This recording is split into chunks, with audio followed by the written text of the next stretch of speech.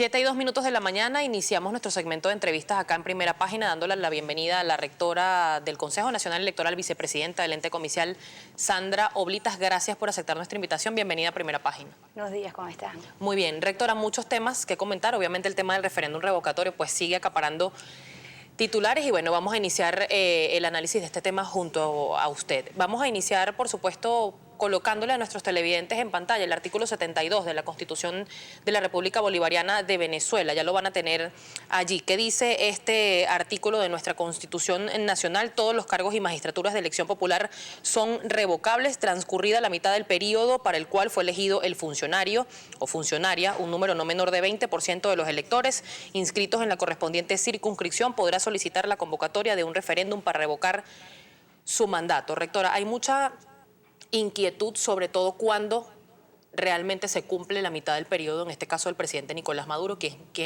a quien se le está solicitando este referéndum revocatorio. Según la ley y según explicación que han dado expertos, pues se terminó este mandato o se cumplió el pasado 10 de enero. Sin embargo, todavía hay tiempo, según la oposición, de convocar este referéndum revocatorio. ¿Hay o no tiempo de que el referéndum revocatorio se haga este año? Fíjate, allí es importante decir en qué etapa estamos. El artículo de la Constitución efectivamente establece que con la solicitud de un 20% de la población electoral se activa la solicitud de un referendo revocatorio de mandato de elección popular. Pero en este momento todavía no se ha solicitado la convocatoria ni la activación de un referendo revocatorio. En este momento estamos en la fase de legitimación de una organización con fines políticos como mediadora de los ciudadanos y ciudadanas, que son quienes tienen ese derecho, para la activación de ese artículo 72. En este momento, la fase en que nos encontramos es la de legitimación de la organización política MUD como mediadora de los ciudadanos y ciudadanas que así le pretenden otorgar esa cualidad a través de la recolección del 1% de las manifestaciones de voluntad, para que esa organización sea la mediadora y solicite, luego de haber cumplido los requisitos establecidos en la norma, la activación del referendo revocatorio. Entonces es muy importante decirlo que en este momento se está en el proceso de legitimación de esa organización política para que luego, una vez investigada esa cualidad, si cumple con todos los requisitos establecidos, que es, digamos, todo este proceso de la recolección del 1% y la fase en que estamos de la validación y verificación de la consistencia de ese 1% de las manifestaciones de voluntad, luego entonces sí, esa organización tiene el derecho legítimo de acudir al Consejo Nacional Electoral a solicitar la activación del referéndum revocatorio. ¿Cuál sería el tiempo límite para que se haga entonces esta activación? El tiempo ya en ese caso sería de la organización, no del Consejo Nacional Electoral.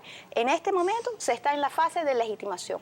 Cuando ellos cumplan con esa etapa, pueden acudir al Consejo Nacional Electoral y entonces se determinan los tiempos que también están en la norma para los pasos siguientes o las etapas siguientes que estarían allí previstas. Rectora, hay mucha inquietud, ha generado mucha desconfianza, por llamarlo de alguna manera, el proceso de transcripción de las firmas, porque en el reglamento no diría que se tienen que transcribir las firmas, ni tampoco se establece que las firmas tengan que ser revisadas manualmente si luego van a ser sometidas a lo que es el proceso de captahuellas. Yo quiero citar el artículo número 2, si por favor mi equipo me ayuda, del reglamento para las normas para regular el referéndum revocatorio que está vigente, que es el reglamento del año 2007. El artículo 2 dice: el Consejo Nacional Electoral aprobará en el último trimestre de cada año el cronograma para las jornadas de otorgamiento de manifestaciones de voluntad de todas aquellas participaciones que sean declaradas procedentes y para la realización de los referéndum revocatorios de los funcionarios. Hay otro artículo, por mencionarlo también, que es el artículo 4, que dentro de los 5 días continuos a la convocatoria, el Consejo Nacional Electoral publicará mediante resolución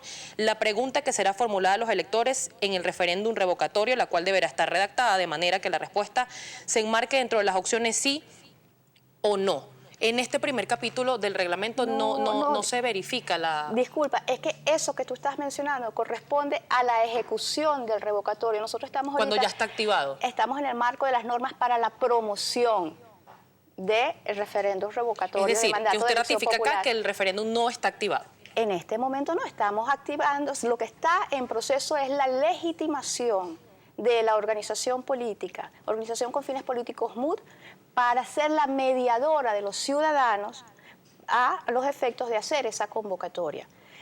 Eso que tú estás mencionando es cuando, fíjate la formulación de la pregunta, nosotros no estamos en esa etapa todavía. Pero para responderte el tema de las firmas, que es lo que realmente quizás inquieta un poco. ¿Qué norma la transcripción Sí. de la firma? No, es que no hay una norma para la transcripción de las firmas, hay una norma para la promoción de la activación de los referendos revocatorios de mandato, que es donde estamos, que es una norma que se aprobó en el año 2007. Y en esa norma efectivamente dice que una vez que la organización solicita al Consejo Nacional Electoral su cualidad para ser promotor de la activación de un referéndum, el Consejo Nacional Electoral le entrega una planilla con la cual debe convocar a la ciudadanía para que por lo menos en un 1% del registro electoral le otorgue esa cualidad. Efectivamente, la organización política acudió, obtuvo un número de firmas que consignó al Consejo Nacional Electoral en planillas, etcétera, y ese proceso que en este momento se está haciendo, que también es muy importante destacar, es la verificación de la solidez y la consistencia de la data que fue entregada. ¿Ves? ¿Por qué? Porque se entregaron un conjunto de manifestaciones de voluntad válidas todas, de consideración todas, con igual dimensión y con la misma cualidad para el Consejo Nacional Electoral, y corresponde entonces verificar que efectivamente la cédula de identidad que fue registrada y el nombre y apellido que fue registrado se compadecen y corresponden a un ciudadano, una ciudadana que con esos datos, con esa cédula y con ese nombre y apellido están inscritos en el registro electoral. ¿Cuándo se puede considerar una firma como no válida, rectora? Porque hay mucha inquietud también con respecto a ese tema. Te estoy diciendo, por ejemplo, ese es un ejemplo que puede suceder. Que está registrada en una planilla una cédula y el nombre y apellido que aparece asociado a esa cédula no se corresponden. Eso no es válido. Un registro en el que los nombres no estén completos, un registro donde no exista la huella dactilar, un registro donde no esté la firma estampada. Esos son, digamos, registros que están en esas planillas que yo no las puedo contabilizar. Tengo que, digamos, hacer la contabilidad exacta de qué es la información que me entregaron, y ese es un proceso que además también es bueno siempre destacarlo, está acompañado por las partes, por quienes pretenden promover un referendo revocatorio de mandato y por quienes están en defender la gestión del funcionario cuyo cargo se pretende revocar. Y tal como lo ha hecho el Consejo Nacional Electoral en todos los procesos, los actores, las partes interesadas en cada proceso hacen presencia de todo lo que se está realizando. Hay otra inquietud de las personas que firmaron en estados donde no votan.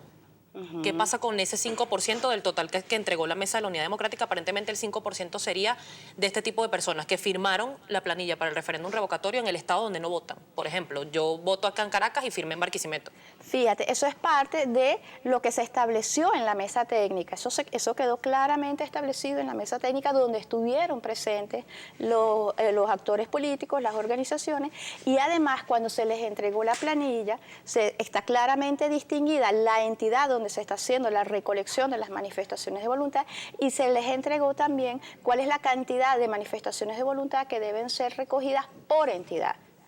Entonces, eso, digamos, era conocido. Que era el 1% por estado. 1% por estado. Entonces, bueno, una vez que se haga la verificación, se verificará también que exista el 1% por cada entidad de la población electoral que allí está, y eso, digamos, en el caso que así se cumpla, eso valida el proceso en el que estamos en este momento. Rectora, tenemos que hacer una pausa comercial, pero al regreso quiero preguntarle por qué el Consejo Nacional, o que me responda en este caso, por qué el Consejo Nacional Electoral no ha publicado el cronograma de participación de este año, que debería haberlo hecho al inicio del año 2016. ¿Tiene cuenta en Twitter, rectora? No, en ninguna red social no tengo cuenta. Bien, no tiene cuenta en Twitter la rectora Sandra Oblitas, pero nosotros sí, @primera página. Si le quiere preguntar algo, empiece desde ya, que vamos a revisar su participación un poco más adelante. Les recordamos, estamos conversando con la vicepresidenta del Consejo Nacional Electoral, Sandra Oblitas. Todas sus inquietudes, @primera página. Ya venimos.